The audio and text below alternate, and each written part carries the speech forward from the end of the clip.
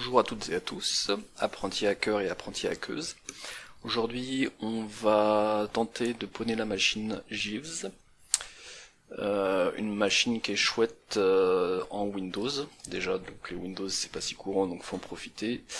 Et après, effectivement, quand j'ai commencé cette machine, là j'ai pas compris le nom de la machine. Donc, d'ailleurs, même maintenant que je l'ai fini, je suis pas sûr d'avoir compris le lien avec la machine, même si je me piste. Bref, du coup, là, on démarre vraiment à l'aveugle, sans trop savoir vers où on va. Après, c'est une machine intéressante parce qu'elle a une problématique qu'on rencontre souvent sur les Windows, et par contre rarement sur les Linux. Donc, vous allez voir ça après. Ça va être sympa. Alors, je commence donc comme d'habitude par le scan and map. Alors, je vais faire la commande que j'utilise toujours moi lors des pentests. Je l'ai jamais fait sur une vidéo ici, mais ça permet juste de gagner un chouïa de temps. Alors en gros, ce qu'elle fait, c'est juste que dans un premier temps, elle fait un scan avec les signes classiques. Donc juste pour identifier tous les ports TCP ouverts. Et ensuite, ce résultat, je grep, donc je prends toutes les lignes qui commencent par... bon, je détaillerai ça après, remarque, tac, tac, tac, tac. Et une fois que j'ai fait ce premier scan de port, derrière, je l'envoie... tous les ports ouverts, je vais les scanner plus précisément en essayant de lancer les scripts par défaut et de faire identifier les services. Et ça permet de gagner un petit chouïa de temps au lieu de faire les scripts par défaut et l'identification des services directement sur les 65 535 ports. Mais comme d'habitude, vous n'avez pas à attendre puisque je fais une pause le temps que le scan se fasse. Et voilà, c'est fait. Donc pour expliquer brièvement ma commande, donc là en fait, une fois que le premier scan est fait, ça sort des lignes de ce type-là, enfin, même s'il y a moins d'informations sur la fin. Et du coup, je prends toutes les lignes qui commencent par un chiffre, donc uniquement les lignes qui contiennent un numéro de port. Ensuite, je les découpe pour prendre ce qu'il y a avant le slash. Je remplace le retour à la ligne par une virgule, et je vire les autres lignes en gros. Je sais pas ce qu'il fait celui-là, il enlève quand il y a tous les retours à la ligne quoi. Et du coup l'idée c'est que ça me fait une liste de ports avec des virgules que la commande nmap ensuite comprend comme argument. Et donc dessus, sur uniquement les ports ouverts, elle fait l'analyse, et donc elle nous sort qu'il y a 4 ports ouverts. Le 80, donc HTTP, le 135, 445, Windows SMB, a priori c'est pas une machine qui est dans un domaine, et le 50 000 du GT, ça on en voit de plus en plus souvent sur les cibles actuelles. On va voir si ça nous est utile sur cette machine ou pas. Et donc on a le script par défaut qui était tourné sur SMB. On voit qu'il y a notamment le message signing qui n'est pas activé, ce qui peut être super intéressant en conditions réelles, mais là sur une attaque de Hack the Box peut-être moins.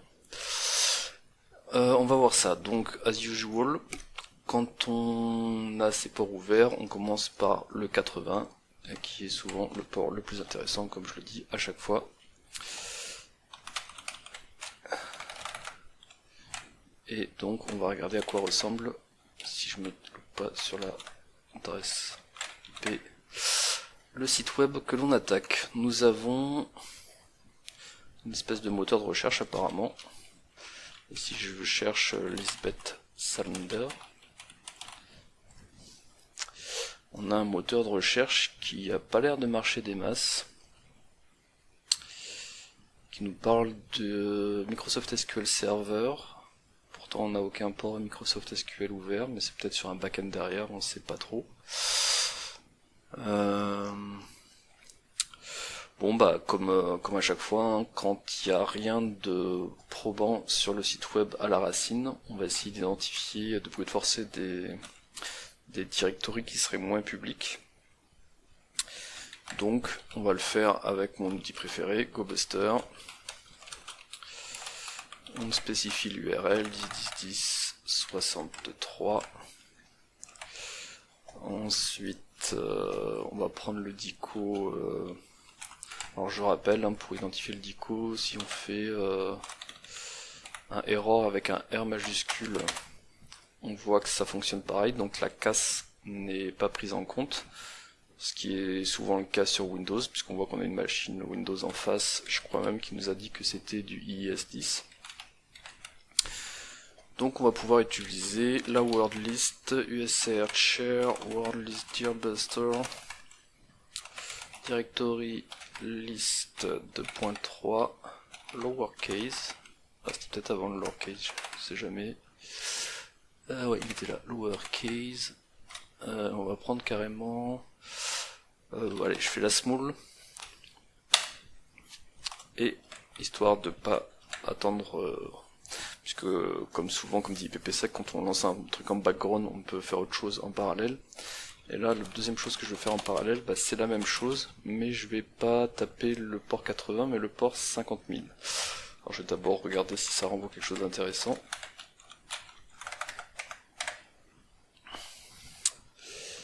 À chaud là, je dirais non. Mais creusons. En faisant la même commande que ci-dessus, mais sur le port 50 000. User share word list dierbuster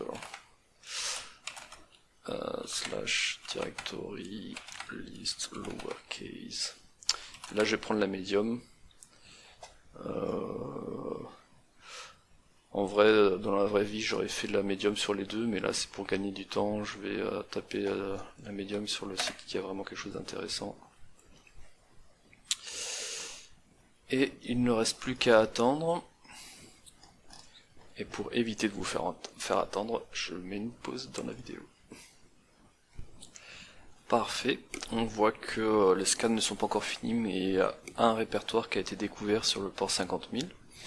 Allons voir ce que c'est. Donc c'était Ask Jeeves, donc en rapport avec le nom de la machine.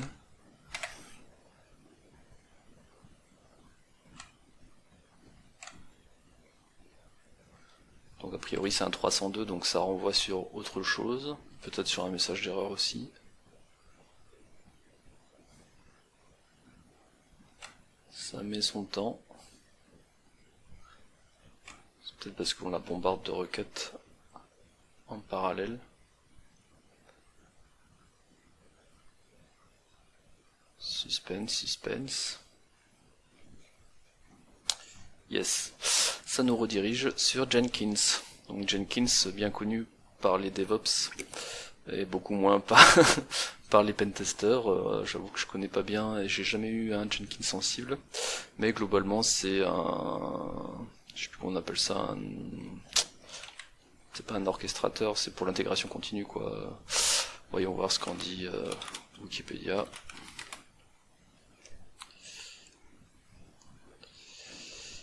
Free Open Source Automation Software, voilà, c'est ça. Donc Jenkins, donc usine à gaz qui permet de faire un paquet de trucs. Et ça permet notamment, si on voit à gauche dans Manage Jenkins, de lancer un paquet de choses. Donc nous évidemment, comme toujours, ce qu'on cherche à faire, c'est exécuter du code sur la cible. Et pour ça, sur Jenkins, il y a un tool très pratique qui s'appelle le script console. Alors ça utilise le Groovy Script, un langage que je connais très peu d'ailleurs. Alors est-ce que c'est vraiment dédié à Jenkins? C'est peut-être pour ça que je le connais très peu. Non, a priori c'est un langage utilisé par d'autres trucs aussi. Bon, bah, je vous laisserai creuser si ça vous intéresse. En tout cas, nous, ce qui nous intéresse, c'est exécuter du code et si possible des commandes système. Et il y a un moyen assez simple d'exécuter du code si on cherche sur internet en Groovy, c'est de faire smd.exe /c dir.execute. Et on veut afficher la sortie avec un println $bim smd.txt bim bim bim bim. Voyons voir si j'ai pas fait de faute de frappe. Parfait. Donc on voit que assez rapidement maintenant qu'on a identifié qu'il y avait une interface Jenkins, on a possibilité d'exécuter du code sur la cible. Donc, comme toujours, hein, le code qu'on veut exécuter, nous, c'est quoi? C'est un reverse shell, puisque avec un reverse shell, comme ça, la machine va se connecter à notre machine attaquante, la cible va se connecter à notre machine attaquante, et on pourra faire ce qu'on veut sur la cible. Et ce qu'on veut, je rappelle, c'est récupérer les flags qui sont dans le, a priori, hein, qui sont dans le bureau d'un utilisateur et le bureau de l'administrateur ou administratrice. Donc, pour cela, le plus simple, en général, surtout sur Windows, parce que comme ça on aura plein d'outils derrière, c'est d'utiliser MSF Console, de générer en gros un métaprêteur, et comme ça on aura la main avec un beau shell avec des fonctions avancées pour le hacking. Donc pendant que MSF Console se lance, je vais lancer... Alors je crois qu'on en a déjà parlé sur une précédente vidéo, mais je suis pas sûr, alors je vais checker, de MSF Venom, l'outil que je vais utiliser maintenant pour générer le reverse shell. Oui, on en avait parlé dans Devil. Parfait, donc save cette vidéo si vous voulez voir un peu ce qu'on peut faire avec MSF Venom. Et donc ce que je vais faire moi, c'est générer un exécutable qui exécutera comme code le reverse shell. La question que je suis en train de me poser, c'est comment je vais envoyer cet exécutable sur la cible. Ouais, je pense que je vais utiliser PowerShell pour ça. On va voir ça dans un second temps. Alors déjà je le génère avec reverse TCP. Donc je veux un reverse shell. Donc la payload c'est que c'est sur de Windows, là je la fais en 64 bits, du métaprêteur en reverse TCP, qui est le classique qu'on utilise à chaque fois. Localhost c'est mon adresse IP dans le VPN. Donc je profite que cette fenêtre, ce scan de GoBuster est fini. Comme on le voit, il y avait absolument rien comme répertoire caché, en tout cas absolument rien d'identifiable par Deerbuster, par la wordlist de Deerbuster sur la cible. Donc je peux récupérer cette fenêtre pour faire autre chose, et ce que je vais faire c'est un ifconfig afin de récupérer mon adresse IP à l'intérieur du VPN. Voilà, donc ça c'est l'adresse IP que voit ma cible dans le LAN. Je vais utiliser le port 443 parce que c'est souvent ouvert dans les sens retour. Et on va utiliser le format brut en exe only, un exécutable quoi. Et je vais l'appeler tenflow.exe.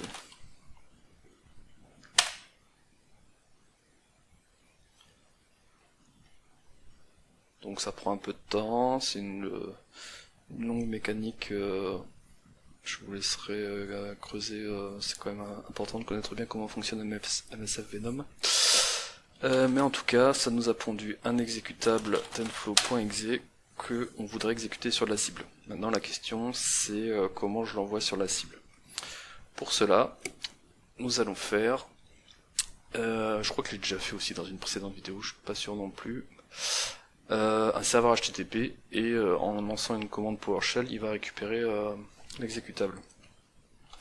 Donc le serveur HTTP, ça c'est la partie facile, c'est juste python-m simple http server.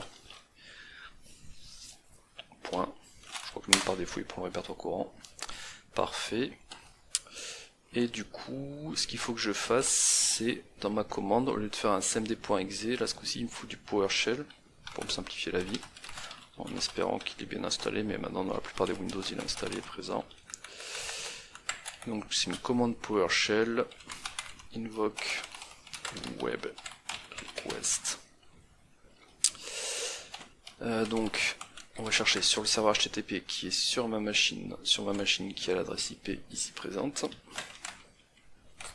sur le port 8000, puisqu'on écoute sur le port 8000, et je l'ai appelé tenflow.exe.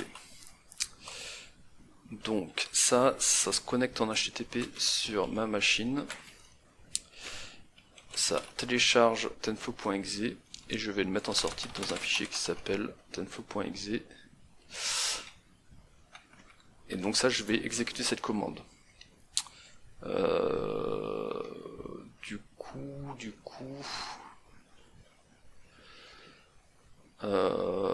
normalement, là, il va le récupérer, mais il va pas le lancer. Hein. On le lancera dans une seconde commande. Run. On voit qu'il y a bien une connexion de la part de ma cible sur mon serveur HTTP. On n'a pas d'output, je sais plus si c'est normal ou pas. Peut-être que c'est normal. En tout cas, vu qu'il y a la connexion, on peut estimer qu'il a récupéré l'exécutable. Donc maintenant qu'il a récupéré l'exécutable, il me reste plus qu'à mettre un handler. Donc c'est un port en écoute. Quand je vais l'exécuter, il va initier un reverse shell sur ma machine, donc il faut que j'ai un handler présent. Et comme je sais jamais les options par cœur, -h. Donc le handler, il est en écoute sur tune 0. Je sais pas s'il va aimer. S'il aime pas, je mettrai l'adresse IP en dur. Le port, on a dit qu'on l'avait fait sur le 443. Et la payload, on l'a mis ici. Je pense que ça suffit. Hein. Failed. Ah oui, failed parce que j'ai lancé Metasploit en tant qu'utilisateur classique. Et si je vais pouvoir écouter sur le port 443, il faut que je sois root, puisque tous les ports en dessous de 2024 nécessitent d'être root pour être en écoute dessus. Donc on relance what else, c'est pas du tout ce que je voulais. Handler-h set IP -p443 et -petit p pour payload et grand P c'est port. Cette payload. Parfait, donc on est en écoute. Au passage, on voit qu'il y avait uniquement cette directory devinable par la wordlist d'Earbuster. Donc on a eu chaud, hein, parce qu'on aurait pu très bien ne trouver aucune. Mais ça c'est du passé, puisqu'on a trouvé l'interface Jenkins pour exécuter du code. Du coup, Jeeves, j'imagine qu'il y a un rapport avec Jenkins, hein, j'ai pas creusé, mais je pense que c'est pour ça que la machine s'appelle Jeeves. Alors, voilà, donc maintenant que j'ai mon truc en écoute et que j'ai uploadé mon exécutable sur la cible, ben je vais lancer l'exécutable. Donc pour cela, je fais PowerShell-commande, je remplace tout ce baratin par /tenfo.exe. Il n'y a pas d'outfile ce coup-ci. Je dirais même qu'il n'y a pas ce simple quote. Ma foi, on doit être bon. Run.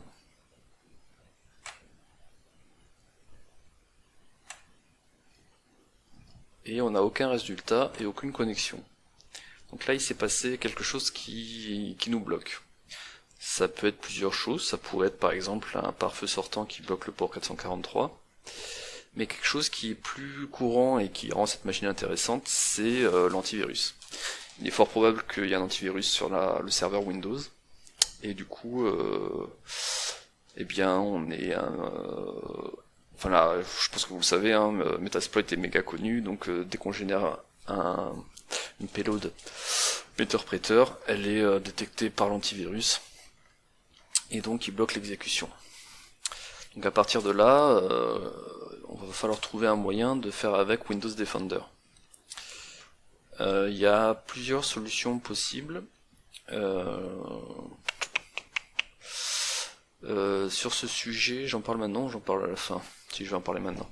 Sur ce sujet, enfin donc c'est un vaste sujet, hein, l'évasion antivirus et je dirais même l'anti-debug des malwares. Donc j'en profite pour vous parler de Malware Unicorn, qui est donc un site sur donc le reverse engineering orienté analyse malware notamment.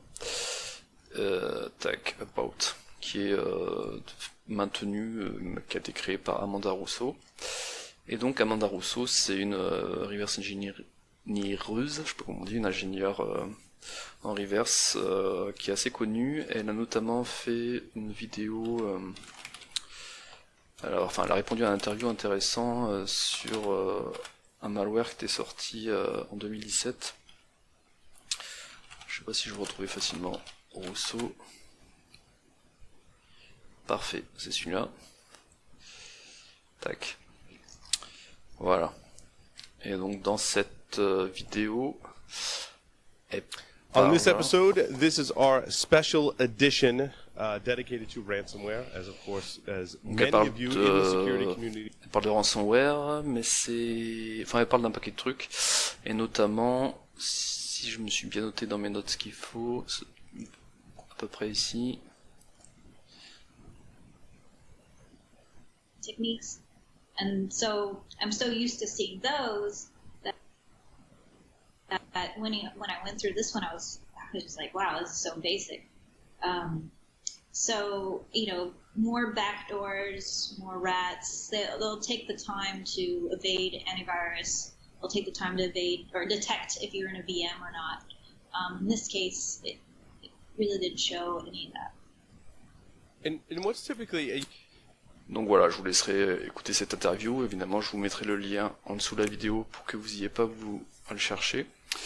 Et donc, il y a un paquet de techniques d'antivirus, d'évasion d'antivirus et de détection de VM, puisque, comme elle le dit, quand un malware est dans une VM, il y a des chances qu'il soit pour analyse, et du coup, il va pas s'exécuter comme il le souhaite.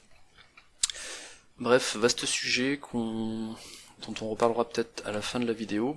Toujours est-il que la technique que je vais utiliser, c'est une technique qu'on utilise assez souvent sur les machines Hack the Box, sur les sites de challenge hacking de manière générale. Chez les clients, un peu moins.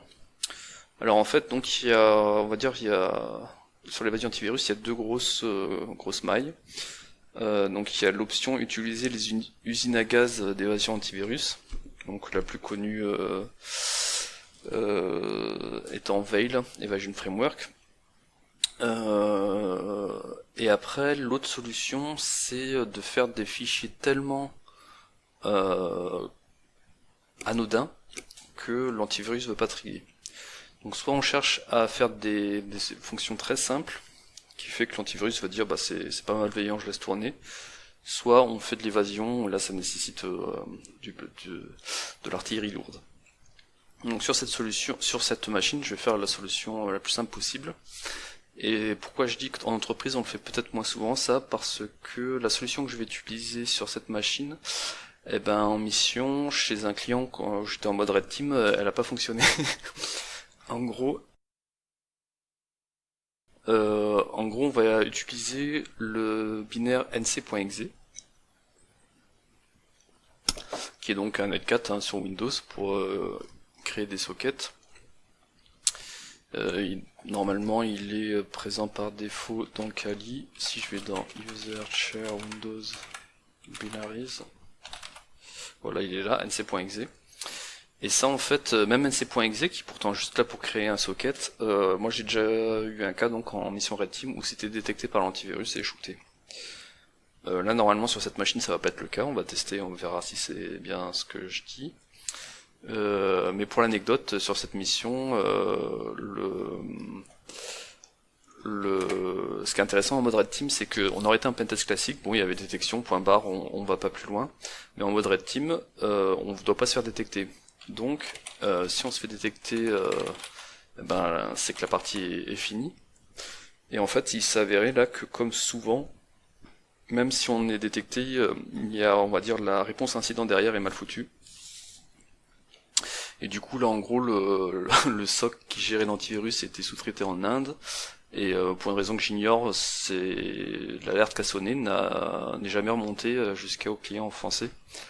Donc comme quoi c'est bien beau d'avoir des antivirus, mais si on réagit pas derrière, potentiellement l'attaquant peut essayer d'autres attaques qui elles ne seront pas détectées par l'antivirus. Donc, testons d'envoyer le nc.exe de la même manière que je l'ai fait avec montaineinfo.exe pour voir si il sera shooté ou pas par... Ouais, si je peux le faire là, par le serveur. Qu'est-ce que j'ai fait comme bêtise? Detach. Je me suis détaché, donc je me rattache. Alors, cette partie... du coup, je copie d'abord ce binaire. nc.exe dans mon répertoire courant où j'ai donc un serveur web qui en écoute. Je retourne sur mon interface Jenkins. Ah mince, j'ai pas gardé la commande. Tant pis, on la retape. Invoke web request http://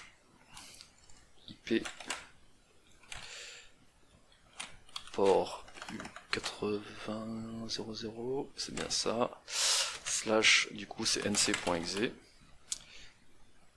je ferme avec un simple quote, et j'envoie ça dans un fichier, je rappelle qu'on est sur Windows, donc en fait les majuscules minuscules on s'en fout un peu, je vais l'appeler nc.exe pour pas être trop perdu, et ma foi, ça doit être bon. De nouveau, la connexion à mon serveur web s'effectue comme il faut. Maintenant, est-ce que l'antivirus a shooté ou pas nc.exe? On va vite le savoir. Donc là, au lieu de mettre un interpréteur, mais je pourrais,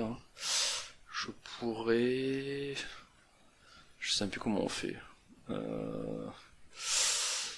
Ouais, bon, là, je le ferai dans une prochaine vidéo. J'avoue que je me rappelle plus comment on fait. Pour configurer un handler qui gère les connexions N4 classiques, mais je pense que c'est NC tout court. Bref, faisons à l'ancienne. On va juste mettre un NLVP sur le port 9001. Et donc, vu qu'on a envoyé le nc.exe sur la cible, on va essayer d'utiliser le nc.exe pour se connecter à notre machine. /nc.exe, outfile, j'en ai plus besoin, l'adresse IP de ma machine, le port 9001, on l'a défini ici, et donc on lance le netcat avec le processus cmd.exe pour avoir un shell. Alléluia, on a récupéré un reverse shell sur la cible. Dans le répertoire administrateur Jenkins directement, on serait directement admin ou am I? Ah non, on est Kozuke.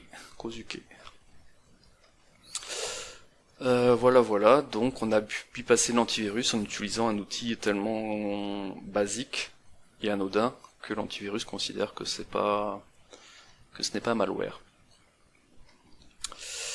Maintenant qu'on a fait ça, est-ce qu'on a accès c2.users au flag qui doit être dans répertoire cause, ok, j'imagine dans desktop, yes, ça doit être bon. Alors je vais le faire en mode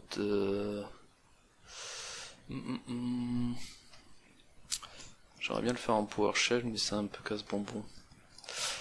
Bon, ce que je vais faire, c'est qu'on récupérera le flag user à la fin, en même temps que le flag administrator. J'imagine que le flag administrator, pour l'instant, on n'y a pas accès. Access-T9. Si je fais administrator desktop, file not found. Parfait. Bon, donc à partir de là, faisons l'énumération. Donc si j'avais fait si j'avais pu avoir un interpréteur, j'aurais pu faire pas mal d'automatisation. Sinon j'aurais pu lancer des scripts à la PowerUp.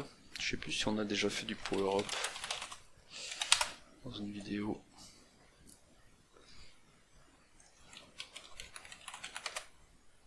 Pas encore. Ah bah il faudra que je fasse ça. Mais ce sera pour une prochaine vidéo.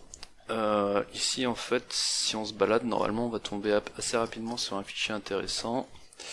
Donc je reviens dans Kozuke. Si je fais dire documents, bah voilà. on voit un KDBX qui correspond à KeePass. Donc c'est un container de mot de passe, donc évidemment super sensible et super intéressant à investiguer.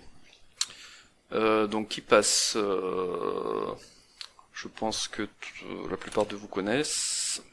Cependant je vais en parler un peu puisque c'est quand même devenu très très présent et donc super important d'un point de vue défenseur et attaquant. Donc c'est un produit que je recommande, hein, même moi j'utilise KeePass, pour être précis d'ailleurs j'utilise KeePass XC, qui est un fork. KeePass XC, je crois que ça s'installe comme ça. Et comme on va avoir besoin d'un client KeePass, je vais l'installer.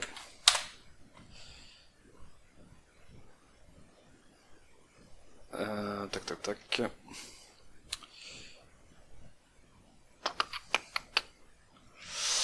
Et du coup, pour pouvoir l'ouvrir, il va falloir évidemment trouver le mot de passe. Et pour trouver le mot de passe, on peut essayer de faire un brute force. Et pour faire un brute force, il faut déjà récupérer le fichier en local. Donc voilà, l'interface KeePass XC, ça ressemble à ça. Et c'est super stable. Avant j'utilisais KeePass officiel, mais avec Wine sur Linux c'était un peu foireux. Et du coup ce fork est super utile et super stable pour tourner, pour avoir un KeePass sur du Linux. Je rappelle aussi au passage que KeePass n'est pas si utilisé que ça, et je dirais même que les conteneurs à mot de passe ne sont pas si utilisés que ça, puisque ne serait-ce qu'il y a genre, je sais plus, il y a moins d'un an en tout cas, j'ai fait une mission en Martinique où j'avais donc poney un compte de l'AD, et j'avais pu accéder à un partage Windows où dedans il y avait un fichier Excel avec les mots de passe de toute l'IT. Donc aujourd'hui il y a encore malheureusement des clients qui utilisent Excel comme conteneur à mot de passe, ce qui est évidemment une très mauvaise idée, puisqu'il n'y a pas de chiffrement. Enfin, après on peut chiffrer un Excel, mais là c'était pas le cas, et de manière générale vaut mieux utiliser KeePass qui lui a un chiffrement costaud. Sauf si vous utilisez un mot de passe bidon, et on va voir si c'est ce qui a été fait par le Kozuke. Donc première étape, récupérer le KeePass qui est sur la cible. Alors vu qu'on n'a pas un metteur-prêteur, on peut pas faire juste un download-upload. Alors on pourrait faire un partage Windows et le faire par ça, mais vu qu'on a mis en place un netcat sur la cible, autant utiliser netcat pour transférer l'exécutable. Donc pour faire ça, on revient là où il y avait le serveur web qui ne sert plus à rien. Je lance un NC, donc un netcat en écoute, et ce netcat en écoute va écrire le fichier ceh.kdbx sur ma machine attaquante. Sur la cible,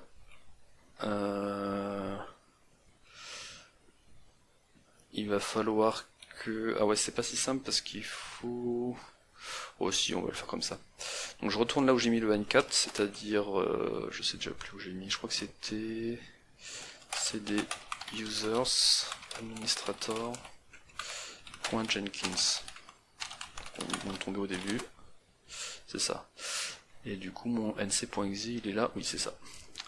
Donc je fais nc.exe vers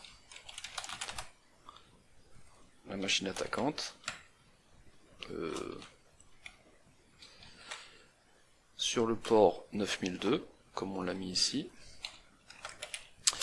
Et dans ce socket, j'envoie le fichier. Alors du coup, il faut que je mette le chemin complet. Donc c'était users est-ce que je l'ai quelque part le Kozuke pour que je me trompe pas dans l'orthographe. Kozuke. C'était dans Documents. Et là, il y avait le ceh.kdbx. Voyons voir si ça marche. Il y a bien, vu que j'ai mis un V, c'est verbose, donc on voit bien l'initiation de la connexion. Après donc, comme c'est un netcat basique, il va pas nous prévenir quand c'est fini. Donc là, vous n'avez pas trop de solutions. Si vous êtes pointilleux ou que vous avez vraiment besoin de savoir s'il n'y a plus le flux ouvert, vous pouvez faire une capture type Wireshark pour vérifier. Mais là, comme le fichier est tout petit, on peut estimer qu'en quelques secondes, c'est largement suffisant pour le transférer. Donc je ferme le NC et je fais un file CEH, il a l'air d'être content, c'est bien une base de données qui passe.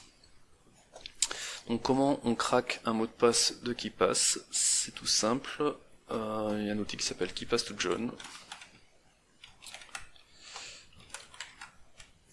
qui va en gros extraire le hash intéressant à casser de la base de données KeePass.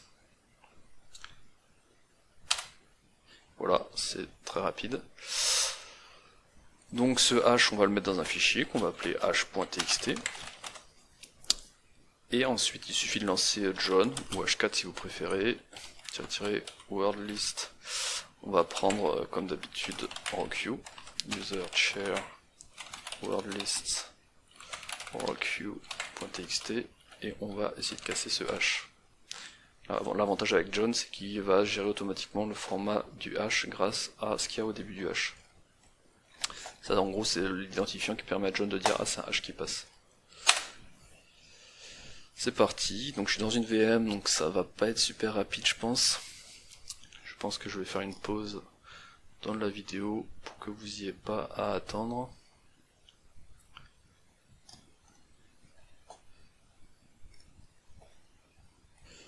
Bingo, finalement c'était assez rapide, en seulement 24 secondes il a pété ce hash, puisque le mot de passe est bidon, c'est-à-dire que c'est Moonshine 1.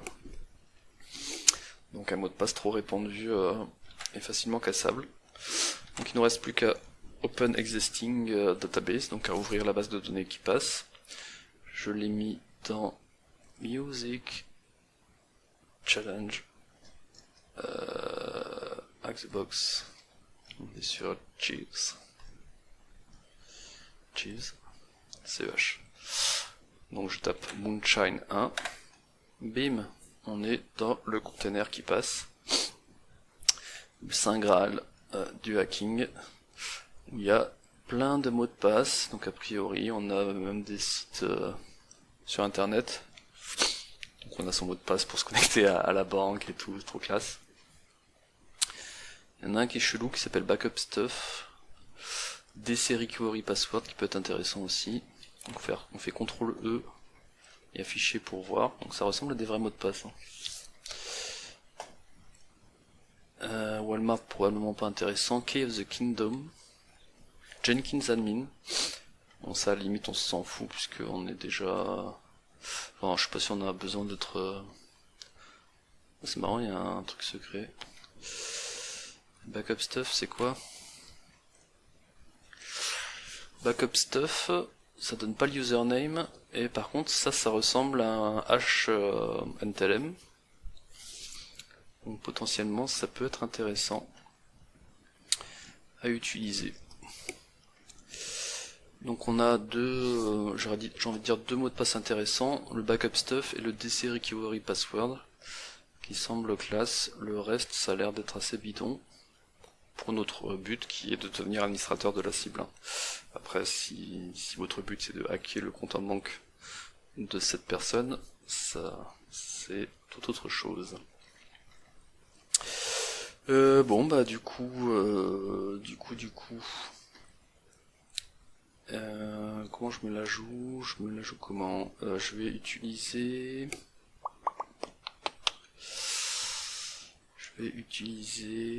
avec quoi je pourrais tester? Admin, je vais tester avec SMB exec. SMB exec. Donc là je vais essayer de me connecter à travers SMB avec le compte administrateur qu'on vient de trouver. Donc domain, je vais pas en mettre parce que ça doit être on a dit que c'était un workgroup donc il n'y a pas de domaine. Donc target, comment ça marche déjà?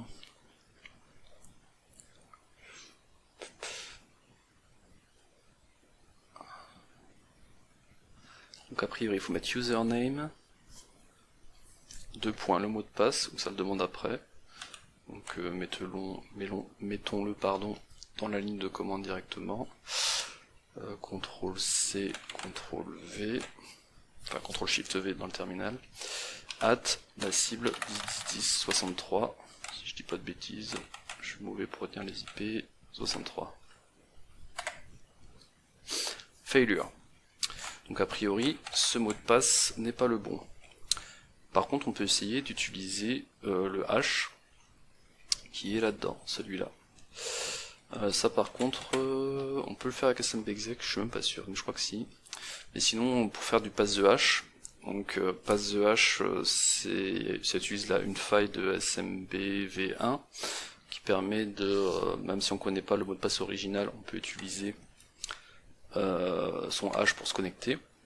Et d'ailleurs, c'est quelque part dans cette vidéo, on parle donc d'un malware qui notamment utilise SMBv1. Voilà, donc il faut bien désactiver SMBv1. C'est vraiment un protocole qui a de nombreuses failles. Donc je vais utiliser pass the hash WinExe, qui est donc un outil pour se connecter avec un hash. Administrator %, je colle le hash et on se connecte sur le système 10.10.10.63 avec un cmd.exe.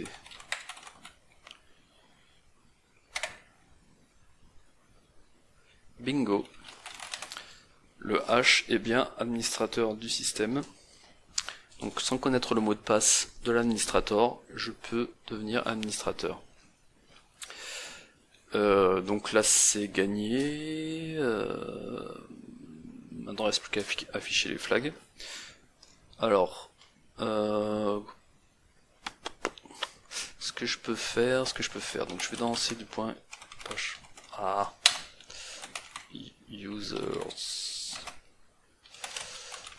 users administrator,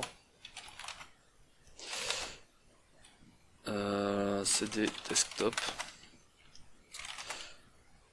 et là on se rend compte qu'il n'y a pas de route.txt. On fait fuck, qu'est-ce qui se passe? The flag is elsewhere, look deeper.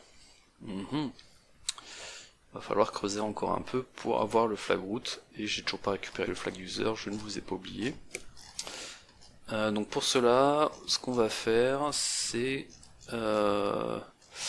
qu'on va se faire un accès RDP, un tout beau, tout classe, comme ça on va pouvoir jouer plus efficacement. Donc comme souvent, surtout si vous avez passé l'OSCP, vous avez tapé ça plein de fois. Non. On va créer un user sur la cible, si on se loupe pas. /add, on va l'appeler Lisbeth.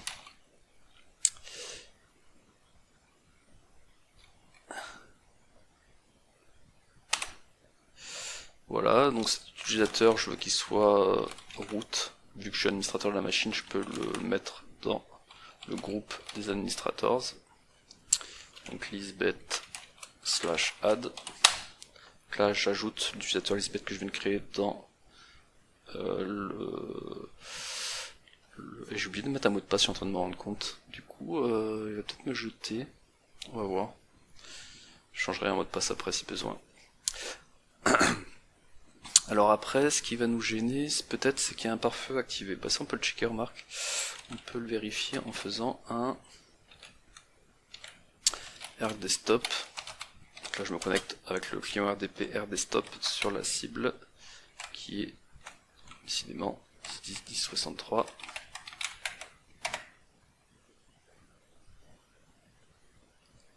Et ça a l'air en effet d'être fermé. Bah oui, je suis bête, le scan map nous a pas trouvé de port RDP. Donc il va falloir désactiver le pare-feu. En gros, si vous faites netstat-an, vous voyez que... ou pas. TCP... Le port 3389 ne semble pas ouvert. Donc il va falloir en plus activer le service. On a pas mal de choses à faire. Donc première chose...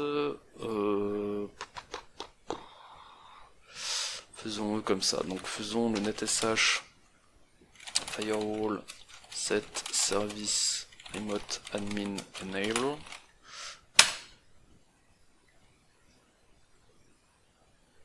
Alors il me dit que c'est deprecated, je m'en fous du moment que la commande passe. Il me demande d'être administrateur. Bah je suis administrateur. Ah non, j'ai pas pris le bon shell. On revient ici.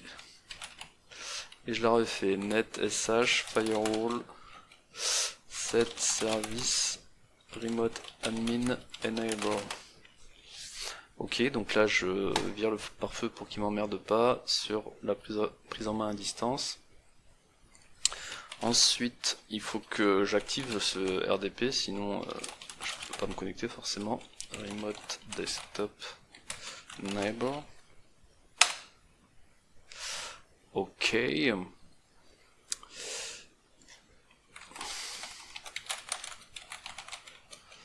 Ensuite, bah là ça doit être pas mal déjà, non? Revenons sur mon RDesktop qui était allé dans les prunes. Si je le relance, ça a pas l'air d'être beaucoup mieux. Pourquoi? Si je fais un netstat-an,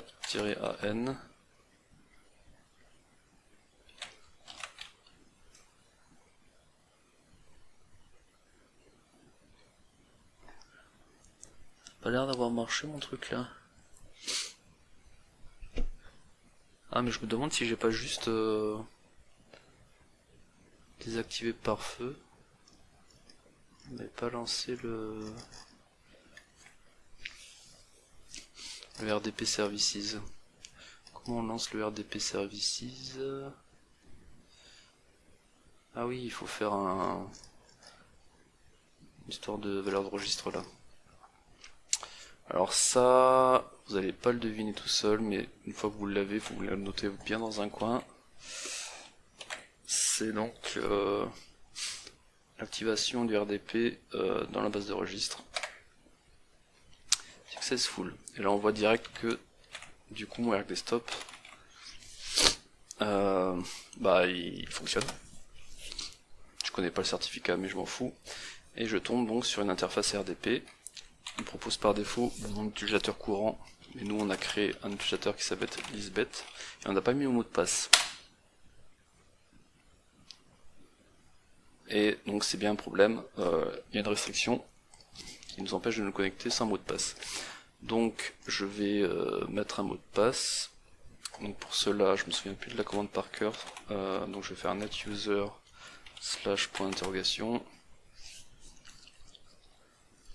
Parce que nous on a fait add.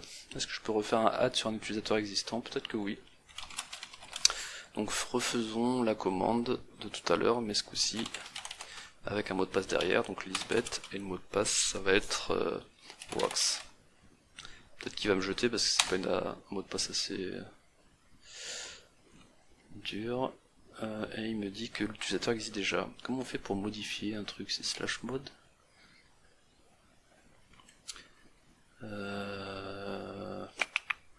/delete /time /active net username password.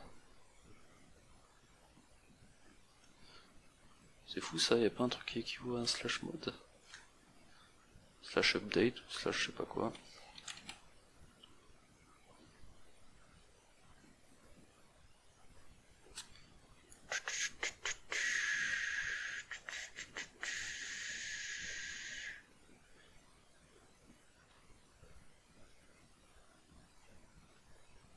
Bon bah tant pis, on va faire un netuser /del, on va le supprimer et le remettre. Hein.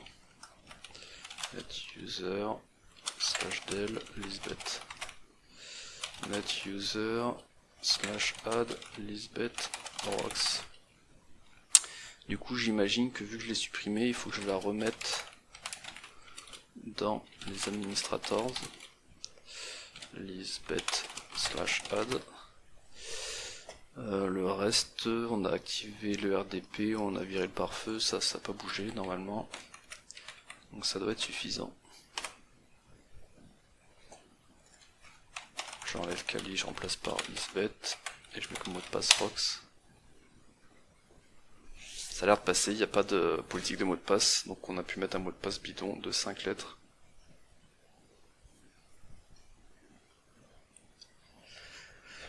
Alors, pourquoi m'être embêté à activer le RDP, outre le fait que c'est bien pratique pour l'administration.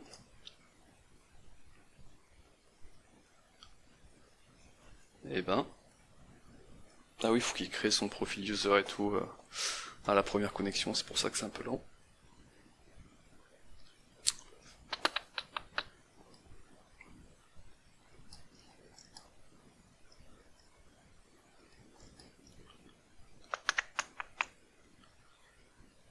Oulala, c'est tellement lent que je vais faire une pause, comme ça vous n'avez pas à attendre. Parfait. Donc ça me demande, voulez-vous reconnaître machin chouette, on s'en fout, yes tu veux. Comment on ferme cette fenêtre?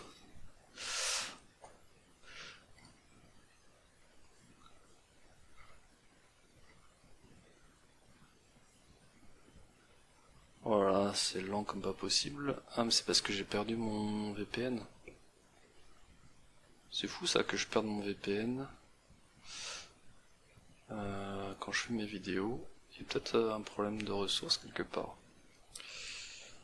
Allez, je refais une pause histoire de pas perdre. Voilà, bon j'ai pas bien compris, le service n'était pas stable, j'ai dû patienter un peu et c'est redevenu joignable. Donc là la machine a l'air de bien répondre comme il faut. Et donc on va lancer un PowerShell pour récupérer donc Lisbeth est administratrice. On l'a créé, on l'a mis dans les groupes administrateurs, donc en théorie elle peut bien accéder au répertoire de cause OK. T9. Alors oui, c'est parce que je vais pas lancer le PowerShell en tant que administrateur. Yes. CD C2 points. Users dire cause OK. Dire desktop. Ça a l'air bon, je vais aller dedans. Et du coup je vais vous afficher le flag get content user.txt substring 0,4. Voilà, donc là on a bien le flag user.txt que je n'avais pas récupéré auparavant parce que je voulais avoir un shell PowerShell. Maintenant, si on se focalise sur le flag root.txt, qui est donc dans administrator, enfin normalement, desktop. Ah, j'ai oublié un user. Users. Donc je rappelle, quand on l'affiche, il nous dit the flag is elsewhere, look deeper. Et en fait, look deeper, ça veut dire dans ce contexte-là qu'il y a peut-être un stream associé, donc un alternate data stream. Donc alternate data stream, c'est alternate data stream, c'est donc une fonction sur Windows qui existe depuis un moment, qui permet d'attacher dans NTFS uniquement des streams. Donc Alternate Data Stream ADS. Je sais pas trop à quoi ça servait à la base.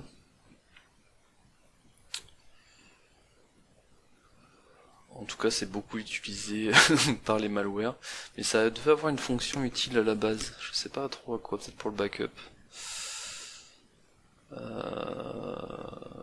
Bon, je vous laisserai creuser ça. Là, à chaud, ils ont pas l'air de le dire.